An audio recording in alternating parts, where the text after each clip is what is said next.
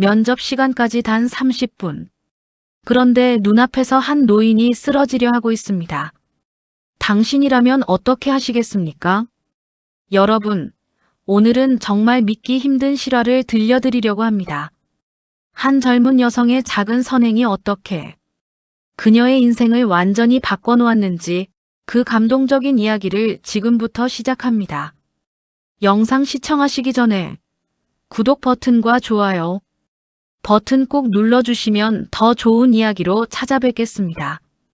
알림 설정까지 해두시면 새로운 영상을 가장 먼저 만나보실 수 있습니다. 그럼 시작하겠습니다. 2024년 11월 서울의 어느 추운 아침이었습니다.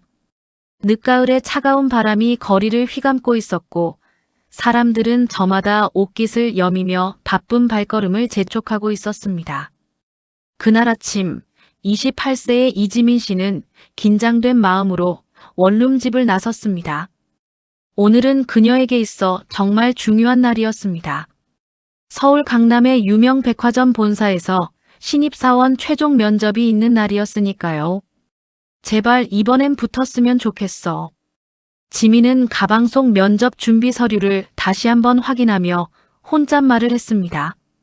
대학 졸업 후 벌써 2년째 취업 준비를 하고 있었고 이번이 진짜 마지막 기회라고 생각했습니다.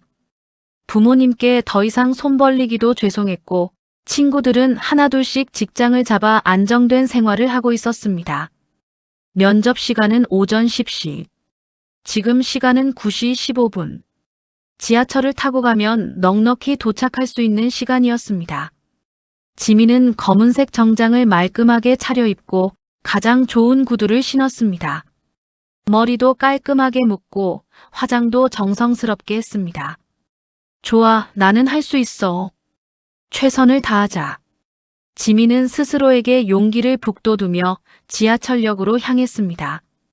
그런데 지하철역 입구로 가는 골목길 모퉁이를 돌아서는 순간 그녀의 발걸음이 멈춰 섰습니다. 거기 낡은 돗자리를 깔고 앉아 계신 한 노파가 있었습니다.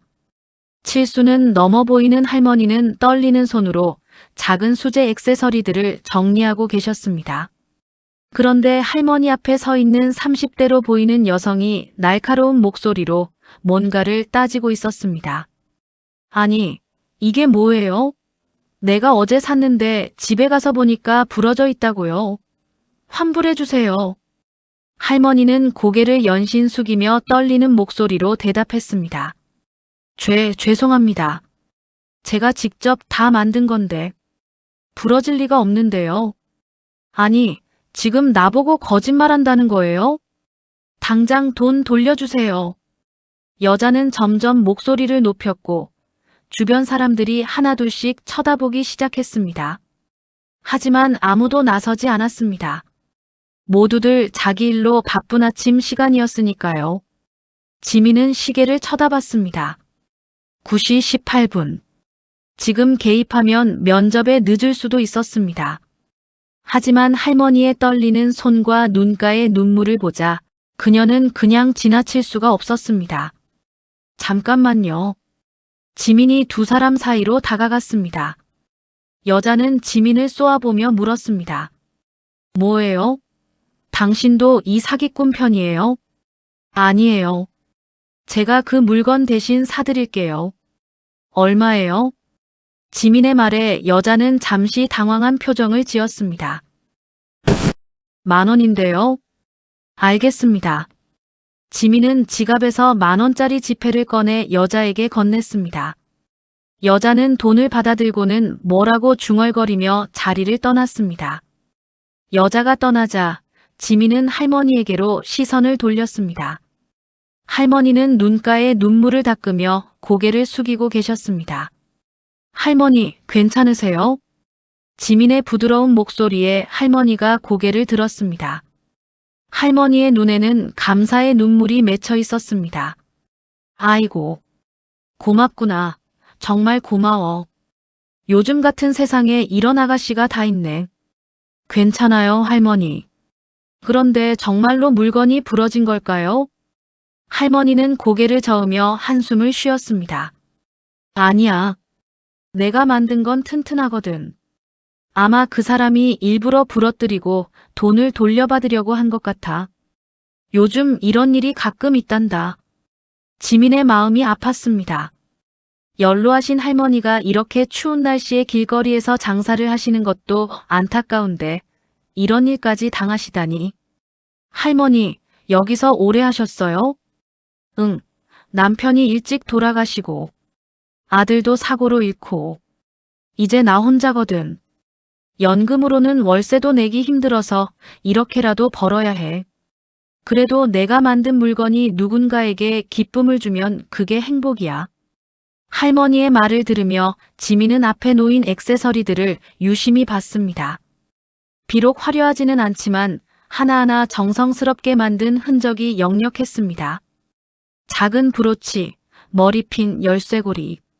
모두 손으로 직접 만든 것들이었습니다. 할머니, 이 브로치 너무 예쁘네요. 이것도 사고 싶어요. 지민이 작은 나비 모양 브로치를 가리켰습니다. 알록달록한 구슬로 나비의 날개를 표현한 것이 정말 예뻤습니다. 아이고, 그건 그냥 드릴게. 아까 그 돈으로도 충분해. 아니에요, 할머니. 제가 정말 갖고 싶어서 그래요. 얼마예요? 그럼 5천 원만 줄래? 지민은 지갑에서 10,000원을 더 꺼냈습니다. 10,000원 드릴게요. 거스름돈은 안 받을게요. 다음에 또 살게요. 할머니는 떨리는 손으로 브로치를 정성스럽게 작은 종이봉투에 담아 지민에게 건네주었습니다. 그리고 지민의 손을 꼭 잡으며 말했습니다. 고맙구나. 정말 고마워. 내가 만든 게 아니라 내 마음이 이 브로치보다 훨씬 더 반짝인단다. 착한 아이는 분명 좋은 일이 생길 거야. 할머니가 기도해 줄게. 지민은 할머니의 말에 가슴이 따뜻해졌습니다. 하지만 시계를 보니 이미 9시 27분. 지금 당장 뛰어가도 면접에 간신히 도착할 시간이었습니다. 할머니, 저 면접 보러 가야 해서요. 다음에 또 올게요. 건강하세요. 그래, 잘 다녀와라. 꼭 붙을 거야. 지민은 할머니께 인사를 하고는 급하게 지하철역으로 뛰어갔습니다. 가방을 꼭 껴안고 굽 높은 구두를 신고 뛰는 게 쉽지 않았지만 포기할 수 없었습니다. 지하철은 다행히 금방 왔고 지민은 간신히 올라탔습니다. 가쁜 숨을 몰아쉬며 창밖을 바라봤습니다. 제발 지각하지 말자. 제발. 30분 후 지민은 강남역에 도착했습니다. 역에서 백화점 본사까지는 걸어서 5분 거리. 시계를 보니 9시 58분. 2분 남았습니다. 지민은 다시 전력으로 뛰기 시작했습니다. 숨이 턱까지 차올랐고 이마에는 땀이 맺혔습니다. 아침에 그렇게 정성스럽게 한 머리는 이미 흐트러져 있었습니다. 하지만 신경 쓸 겨를이 없었습니다. 일단 시간 안에 도착하는 게 우선이었습니다. 드디어 백화점 본사 건물이 보였습니다. 33층짜리 유리 건물. 그 위험 있는 모습에 평소라면 주눅이 들었을 텐데 지금은 그저 저 안으로 들어가는 것만이 목표였습니다. 건물 로비로 뛰어들어가 엘리베이터를 탔습니다. 면접장은 15층. 엘리베이터 안에서 지민은 급하게 손거울을 꺼내 얼굴을 확인했습니다. 화장이 번져 있었고 머리카락도 엉망이었습니다. 급하게 티슈로 땀을 닦고 머리를 손으로 정리했습니다. 제발, 제발. 엘리베이터 문이 열렸습니다. 15층. 지민은 복도로 뛰어나왔습니다. 15층 복도는 밝고 깔끔했습니다. 양쪽으로 늘어선 회의실과 사무실, 그리고 복도 끝에 2024 신입사원 면접장이라고 쓰인 팻말이 보였습니다. 지민은 그쪽으로 뛰어가려는 순간 앞에서 청소 카트를 끌고 오시는 미화원 아주머니와 마주쳤습니다. 60대 정도로 보이는 아주머니는 천천히 카트를 밀며 복도를 청소하고 계셨습니다. 그때였습니다. 지민보다 앞서 걸어가던 한 여성이 급하게 모퉁이를 돌다가 청소 카트와 부딪혔습니다. 그 여성도 면접을 보러 온 지원자인 것 같았습니다. 검은색 정장에 하이힐을 신은 모습이 지민과 비슷했으니까요. 아, 정말. 여성은 짜증스러운 표정으로 카트를 밀쳐버렸습니다. 미처 대비하지 못한 미화원 아주머니는 카트를 놓쳤고 카트가 기울어지면서 안에 있던 청소 도구들이 와르르 쏟아졌습니다. 걸레, 세제통, 쓰레받기, 빗자루. 복도 바닥에 여기저기 흩어졌습니다. 아이고. 아주머니가 허리를 굽혀 물건들을 주우려고 하셨습니다. 하지만 그 여성 지원자는 그냥 힐끗 쳐다보고는 아무 일 없었다는 듯 빠른 걸음으로 면접장 쪽으로 걸어가 버렸습니다. 지민은 그 모습을 보며 순간 망설였습니다. 시계를 보니 10시 정각. 이미 면접 시작 시간이었습니다. 지금 여기서 시간을 지체하면 면접장 문이 닫힐 수도 있었습니다. 하지만 제가 도와드릴게요. 지민은 결국 아주머니 곁으로 다가가 무릎을 꿇고 앉았습니다. 흩어진 청소 도구들을 하나씩 주워 카트에 담기 시작했습니다. 아이고, 괜찮아요. 아가씨 면접 봐야 하는 거 아니에요? 저 혼자 할 수 있어요. 괜찮아요. 금방이에요. 지민은 말없이 물건들을 주웠습니다. 바닥에 엎질러진 세제물도 걸레로 닦았습니다. 정장 치마가 바닥에 닿아 더러워졌지만 신경 쓰지 않았습니다. 정말 고마워요. 요즘 이런 사람 보기 힘들어요. 다들 바빠서 그러시겠지만 아가씨처럼 친절한 분은 처음이에요. 아주머니의 눈가에 눈물이 맺혔습니다. 지민은 웃으며 대답했습니다. 아니에요. 당연한 거예요. 제가 조심하지 못했던 다른 분 때문에 물건들이 쏟아진 건데 그냥 지나갈 수가 없죠. 지민은 마지막 물건까지 카트에 담고 일어섰습니다. 그리고 아주머니께 인사를 했습니다. 그럼 저 면접 보러 가볼게요. 건강하세요. 아이고, 고마워요. 면접 잘 보고 오세요. 꼭 붙을 거예요. 지민은 다시 뛰기 시작했습니다. 복도 끝 면접장 앞에 도착했을 때는 이미 10시 7분이었습니다. 지각이었습니다. 면접장 앞에는 정장을 입은 인사팀 직원이 서 있었습니다. 지민이 헐떡이며 다가가자 직원은 냉정한 표정으로 말했습니다. 지원자분, 성함이 어떻게 되시죠?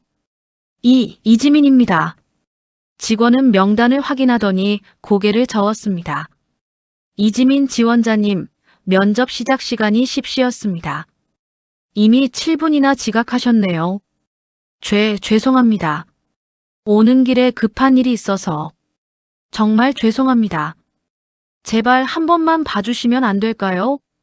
지민은 간절한 눈빛으로 애원했습니다. 하지만 직원의 표정은 변하지 않았습니다. 죄송하지만 규정상 지각자는 입장이 어렵습니다. 다른 지원자분들도 다 제 시간에 오셨거든요. 형평성 문제도 있고요. 제발. 이 기회가 정말 중요해요. 제발 부탁드립니다. 지민의 목소리가 떨렸습니다. 2년간의 준비가 눈앞에서 무너지는 순간이었습니다. 눈가에 눈물이 맺혔습니다. 직원도 난처한 표정을 지었지만 규정은 규정이었습니다.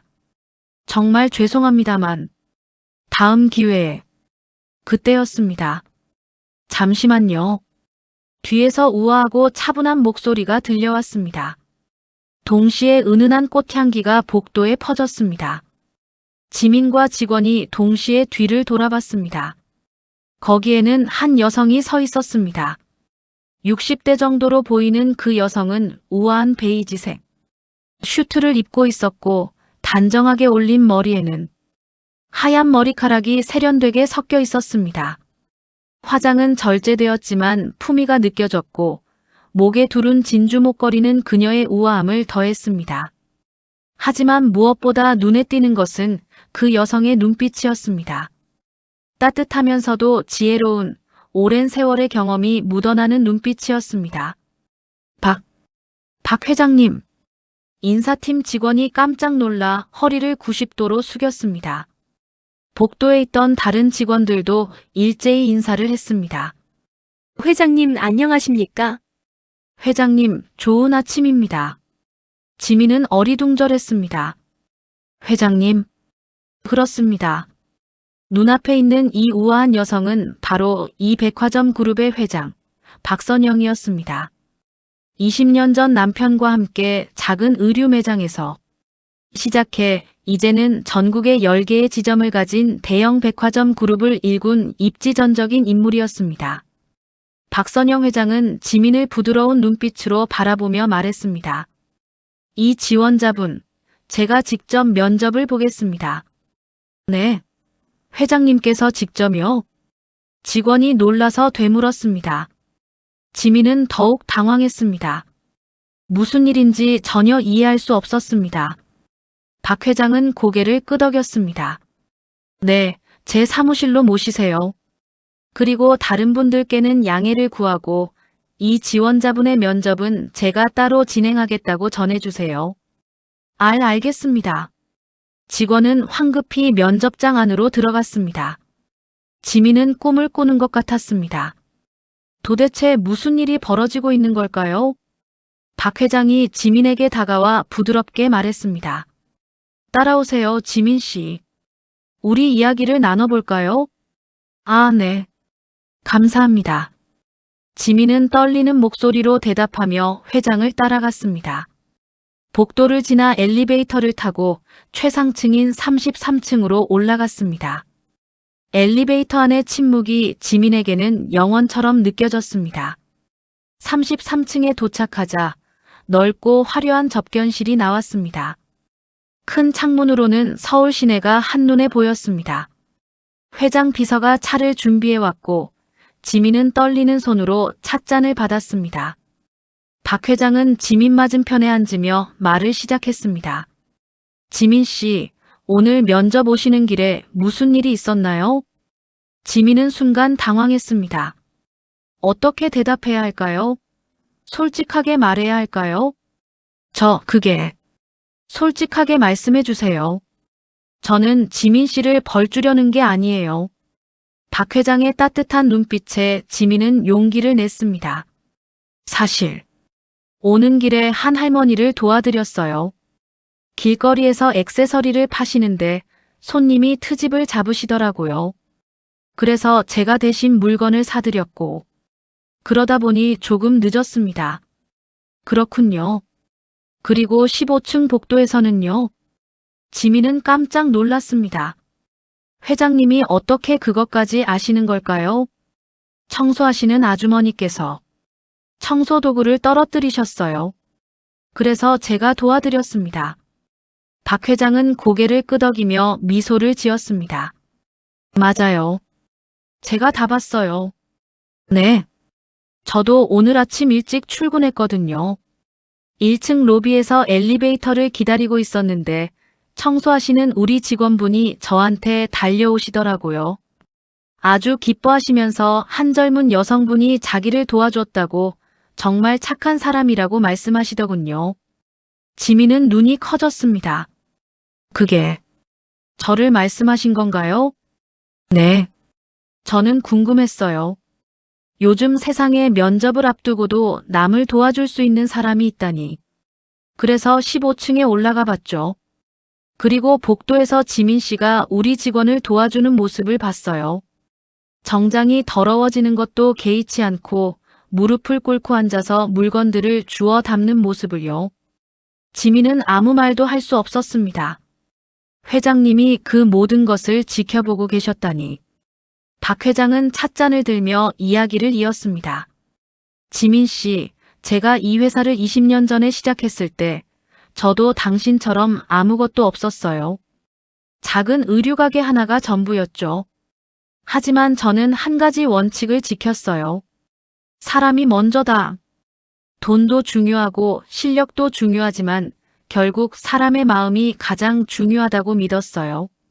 지민은 숨을 죽이고 회장의 말을 들었습니다. 어느 날 제 가게에 한 노부부가 오셨어요. 겨울 코트를 사고 싶은데 돈이 부족하다고 하시더라고요. 저는 그냥 드렸어요. 제가 사드리겠다고. 남편은 저한테 화를 냈어요. 사업하는 사람이 그렇게 감정적으로 행동하면 안 된다고요. 박 회장은 잠시 멈춰 창밖을 바라봤습니다. 그런데 일주일 후 그 노부부가 다시 오셨어요. 그리고 제 가게를 큰 백화점 바이어에게 소개해 주셨어요. 알고 보니 그 할아버지가 은퇴한 백화점 임원이셨던 거예요. 그분의 소개로 저는 백화점에 제 물건을 납품할 수 있었고, 그게 저희 회사가 성장하는 계기가 됐어요. 지민은 감동에 가슴이 벅차올랐습니다. 선행은 돌아온다고들 하죠. 하지만 제가 배운 건 그게 아니에요. 선행은 돌아오는 게 아니라 스스로 길이 되어준다는 거예요. 당신이 선한 일을 할 때 당신 자신이 더 나은 사람이 되는 거예요. 그리고 그런 사람은 어디를 가든 빛이 나요. 박 회장은 지민의 손을 잡았습니다. 지민 씨, 오늘 당신은 면접에 지각했어요. 규정상으로는 탈락이에요. 하지만 저는 당신을 우리 회사에 꼭 모시고 싶어요. 당신 같은 사람이 우리 회사에 필요해요. 정말인가요? 지민의 눈에 눈물이 주르륵 흘러내렸습니다. 네, 정말이에요. 물론 조건이 있어요. 조건이요? 당신이 오늘 보여준 그 마음을 잃지 말아주세요. 승진하고 성공하고 돈을 많이 벌게 되어도 오늘처럼 누군가를 도울 수 있는 마음을 간직해 주세요. 그게 우리 회사의 가장 중요한 가치니까요. 네, 약속드릴게요. 지민은 울먹이며 대답했습니다. 박 회장도 미소를 지으며 눈가를 닦았습니다. 좋아요. 그럼 인사팀에 연락해서 합격 처리하도록 하겠습니다. 출근은 다음 달 1일부터 하시면 돼요. 감사합니다. 정말 감사합니다. 지민은 몇 번이고 허리를 숙여 인사했습니다.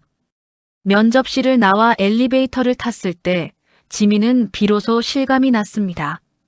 나 합격했다. 엘리베이터 안에서 혼자 방긋 웃음이 터져 나왔습니다. 1층 로비에 내려왔을 때 아침에 만났던 미화원 아주머니가 청소를 하고 계셨습니다.